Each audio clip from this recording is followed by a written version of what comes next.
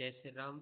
Psychology test series class 13 यानी आज psychology test series के अंतर्गत 13वीं क्लास है। उससे पहले अपनी 12 क्लास हो चुकी है और मैं आपको बता दूं कि 12 क्लास के बाद अपना एक मेजर टेस्ट हुआ था 50 क्वेश्चन का। आप कितने लोगों ने उस क्लास को आपने लगाया है?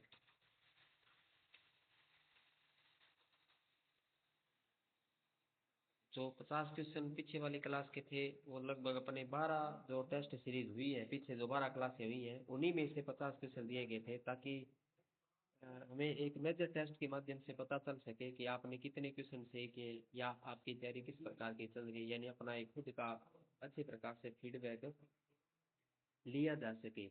तो आपने वो क्लास लगाई होगी, यदि किसी ने नहीं लगाई है तो आप अवश्य 50 क्वेश्चन वाली क्लास लगाएं, क्योंकि उससे अपना एक बहुत अच्छा आउटपुट आपको प्राप्त होगा। इसके बाद आज यानी 20 क्वेश्चन की क्लास 13वीं कंटिन्यू अपनी क्लास है वो अपने शुरू करते हैं। क्वेश्चन नंबर 1, थोर्नडाइक का प्रयास और त्रुटि का सिद्धांत किस प्रकार के अधिगम से संबंधित है? यानी थोर्नडाइक का त्रुटि और प्रयास का सिद्धांत किस प्रकार के अधिगम से संबंधित है, यानी अधिगम का आपको वो प्रकार बताना है। ऑप्शन ए शास्त्रीय अनुबंधन, ऑप्शन बी सक्रिय प्रयास, ऑप्शन सी अवलोकन अधिगम, ऑप्शन डी अनुकरण अधिगम। यानी इनमें से जो आपको सही लगता है उस ऑप्शन का आप चुनाव कर लें। क्वेश्चन नंबर दूसरा,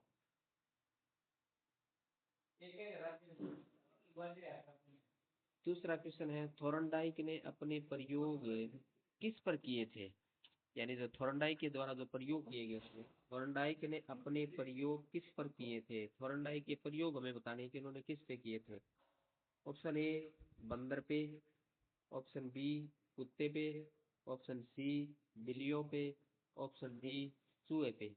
यानी इनमें से किस जानवर पे थोर्नडाइक के द्वारा प्रयोग किए गए थे? तो वहां आपको सही ऑप्शन का चुनाव करना है कि आपका सही ऑप्शन कौन सा है। उसके बाद क्वेश्चन नंबर 3 यानी तीसरे पे चलते हैं अपने। तीसरा क्वेश्चन है क्वेश्चन नंबर 3, थोर्नडाइक ने बिल्ली को किस यंत्र में रखा था?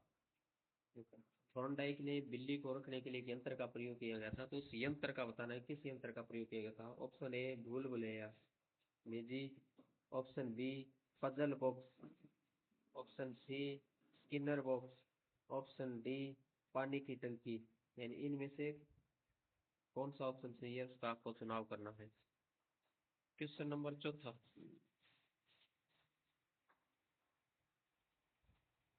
प्रयास एवं त्रुटि सिद्धांत। प्रयास एवं त्रुटि सिद्धांत में अधिगम किसके द्वारा होता है? प्रयास और त्रुटि सिद्धांत अधिगम किसके द्वारा होता है ये अपने को बताना है। ऑप्शन ए अभ्यास और सफलता से, ऑप्शन बी केवल निरीक्षण से, ऑप्शन सी पुरस्कार एवं दंड से, ऑप्शन डी स्वचालित प्रतिक्रिया से। यानी यहाँ आपको कौन सा ऑप्शन सही लग रहा है उसका आप चुनाव करें। क्वेश्चन नंबर 5, नेक्स्ट क्वेश्चन है थोर्नडाइक ने अधिगम में कितने नियम दिए थे? यानी थोर्नडाइक ने अधिगम के नियम दिए थे, तो थोर्नडाइक ने अधिगम के कितने नियम दिए थे ये नियम आपको बताने हैं। Option A 2, option B 3, option C 4, option C 5। यानी थोर्नडाइक के अधिगम के कितने नियम थे यहाँ आपको चुनाव करना है। क्वेश्चन नंबर 6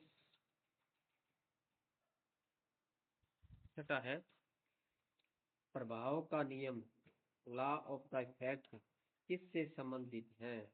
यानी प्रभाव का नियम किससे संबंधित है वो आपको बताना है। ऑप्शन ए प्रेरणा से, ऑप्शन बी आनंद और संतोष से, ऑप्शन सी अवलोकन से, ऑप्शन सी दंड से। यानी किससे संबंधित है, प्रभाव का नियम किससे संबंधित है ये बताना है। उसके बाद नेक्स्ट क्वेश्चन, क्वेश्चन नंबर 7,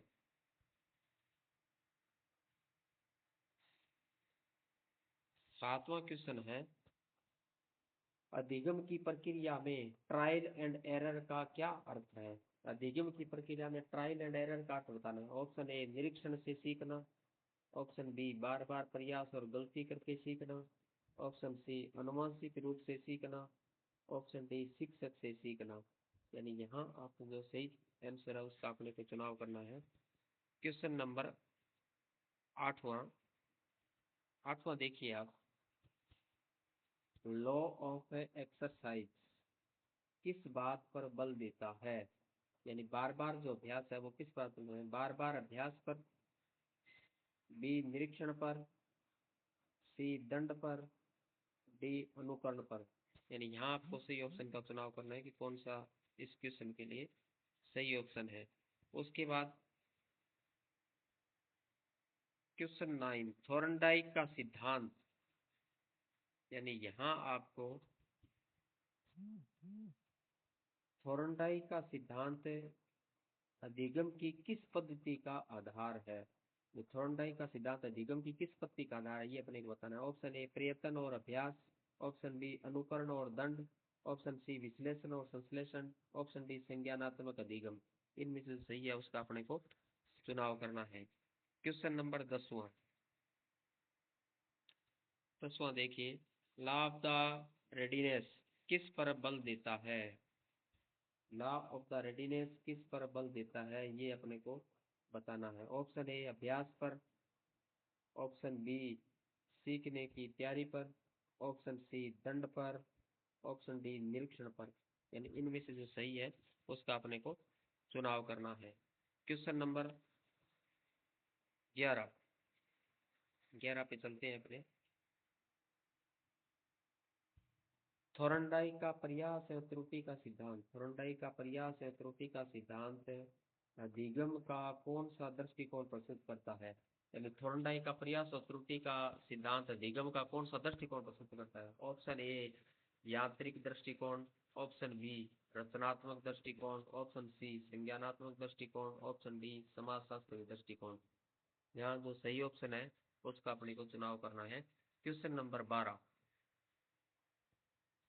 में देखिए, थॉर्नडाइक ने अधिगम की प्रक्रिया को किस प्रकार समझाया? थॉर्नडाइक ने अधिगम की प्रक्रिया को किस प्रकार समझाया? ऑप्शन ए अचानक अंतर्दृष्टि द्वारा, ऑप्शन बी क्रम से प्रयास और सफलता द्वारा, ऑप्शन सी अनुकरण द्वारा, ऑप्शन डी परिपक्वता द्वारा। यानी इसमें से जो सही ऑप्शन है उसका अपने को चुनाव करना है। आगे next question, question number 13, Thorndike के अनुसार अधिगम का आधार है। तो थॉर्नडाइक के अनुसार अधिगम का आधार क्या है ये अपने को बताना है। ऑप्शन ए संबंध निर्माण, बॉन्ड फॉर्मेशन, ऑप्शन बी निरीक्षण, ऑप्शन सी अनुकरण, ऑप्शन डी अनुवांशिकता। यानी इसमें से सही ऑप्शन का अपने को क्या करना है, चुनाव करना है।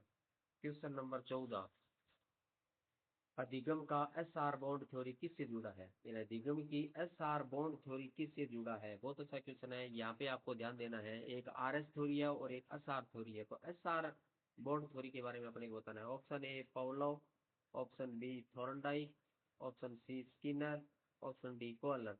इनमें से जो सही है उसका अपने को चुनाव करना है। क्वेश्चन नंबर 15, 15 क्वेश्चन में क्या दिया है? थॉर्नडाइक ने अपने प्रयोगों से यह सिद्ध किया कि अधिगम, थॉर्नडाइक ने प्रयोगों से यह सिद्ध किया कि उन्होंने अधिगम के बारे में बताया। क्या बताता है? ऑप्शन ए केवल अनुकरण से होता है, ऑप्शन बी प्रयास और त्रुटि से होता है, ऑप्शन सी जन्मजात होता है, ऑप्शन डी केवल दंड से होता है। तो यहाँ सही ऑप्शन का अपने को क्या करना है, चुनाव करना है। क्वेश्चन नंबर 16, थॉर्नडाइक के प्रयोगों में बिल्लियां किस क्रिया को सीखती थी? यानी थॉर्नडाइक के द्वारा जो प्रयोग किए गए थे उन प्रयोगों में बिल्लियां, जो यानी बिल्ली, उन्होंने अपने प्रयोगों बिल्ली को चुना था, तो बिल्लियां किसको सीखती थी? ऑप्शन ए लीवर दबाना, ऑप्शन बी पिंजरे का दरवाजा खोलना, ऑप्शन सी भोजन चुनना, ऑप्शन डी भूल भुलैया से बाहर आना। यानी इनमें से जो सही है उसका आपको चुनाव करना। बहुत अच्छा क्वेश्चन है ये, इसमें लॉजिक भी दिया गया है। Question number 16, trial and error अधिगम की प्रमुख विशेषता क्या है? ट्रायल एंड एरर अधिगम की प्रमुख विशेषता अपने को बतानी है। ऑप्शन ए अचानक सफलता, ऑप्शन बी बार बार असफलता और सुधार, ऑप्शन सी अनुकरण द्वारा सीखना, ऑप्शन डी दंड द्वारा सीखना। यानी इसमें से जो सही है उसका अपने को क्या करना है, चुनाव करना है। क्वेश्चन नंबर 18, थोर्नडाइक का सिद्धांत शिक्षा में किस पर बल देता है? यानी थोर्नडाइक का सिद्धांत शिक्षा पर किसका बल देता है? प्रयोग, ऑप्शन ए प्रयोग और अभ्यास पर, ऑप्शन बी केवल निरीक्षण पर, ऑप्शन सी केवल शिक्षक पर, ऑप्शन डी अनुवांशिकता पर। इनमें से जो सही है उसका अपने को क्या करना है, चुनाव कर लेना है। क्वेश्चन नंबर 19 देखिए, थोर्नडाइक के नियमों में से किसे बाद में संशोधित कर दिया गया था? जब थोर्नडाइक ने जो नियम दिए थे उनको बाद में संशोधित किया गया था, तो जब थोर्नडाइक के नियमों में से किन नियमों को संशोधित किया था, ये चीज अपने को यहाँ पे बतानी है। ऑप्शन क्या दे रखे हैं? ऑप्शन ए तत्परता का नियम, ऑप्शन बी अभ्यास का नियम, ऑप्शन सी प्रभाव का नियम, डी सभी में। तो यहाँ जो सही ऑप्शन है उसका अपने को चुनाव कर लेना है। आज की साइकोलॉजी टेस्ट सीरीज का लास्ट क्वेश्चन यानी 20वां क्वेश्चन, थोर्नडाइक के प्रयोग यानी शिक्षा शास्त्र के किस क्षेत्र में विशेष उपयोगी है? थोर्नडाइक के प्रयोग शिक्षा शास्त्र के किस क्षेत्र में विशेष उपयोगी है, यह क्षेत्र बताना है। ऑप्शन ए अनुशासन, ऑप्शन बी कौशल अधिगम, ऑप्शन सी मूल्य शिक्षा, ऑप्शन डी रचनात्मक शिक्षा। यानी इसमें से जो सही है उसका अपने को चुनाव कर लेना है। इस प्रकार अब आपकी आंसर की तैयार हो चुकी है, यानी 1 से लेकर के 20 क्वेश्चन तक आपकी आंसर सी क्या आई है वो आपके पास है। चलते हैं इस क्लास 13 की आंसर की पे, कि आपकी आंसर की को उस आंसर की से मिलाना है, यानी इस टेस्ट की आंसर की है उससे आंसर की को अपने मिलाएंगे। तो चलते हैं अपने आंसर की पे। साइकोलॉजी क्लास 13 उत्तर कुंजी आपके सामने आ चुकी है, और पहले का ऑप्शन बी है सक्रिय प्रयास, दूसरे का ऑप्शन सी सही है बिलियां, तीसरे का ऑप्शन बी सही है पजल बॉक्स यानी पजल बॉक्स बना तैयार किया गया था, चौथे का ए ऑप्शन सही है अभ्यास और सफलता से, पांचवें का बी ऑप्शन सही है 3 नियम थे। यानी थॉर्नडाइक ने यहाँ, अब आप वहां ध्यान रखें कि उस क्वेश्चन के अंतर्गत ऑप्शन अधिकतम 5 दिए हैं, तो अपने को यहाँ ध्यान रखना है कि कुल नियम 8 दिए गए थे, लेकिन अपने थॉर्नडाइक ने मुख्य नियम थे वो 3 दिए थे, तो यहाँ 3 नियमों की चर्चा हो रही है, इसलिए ऑप्शन बी सही होगा। यानी 3 नियम मुख्य नियम थे थॉर्नडाइक के, वो 3 नियम थे।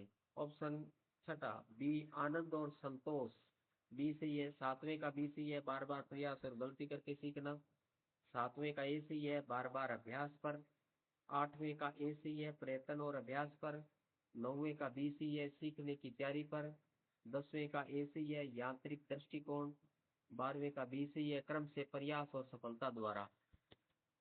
इसके बाद क्वेश्चन नंबर 13वें का ए सही है बॉन्ड फॉर्मेशन यानी संबंध निर्माण का, 14वें का बी सही है थोर्नडाइक, 15वें का बी सही है प्रयास या त्रुटि से होता है, 16वें का बी सही है पिंजरे का दरवाजा खोलना, यानी वहां लीवर दबाना नहीं सीखती है, वहां पिंजरे का दरवाजा खोलना सीखती है, ये अपने को ध्यान रखना है।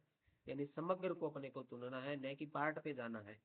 तो सबसे पहले मैं समग्र के रूप में देखते हैं तो दरवाजा आता है, तो दरवाजा खोलना ही सीखती है।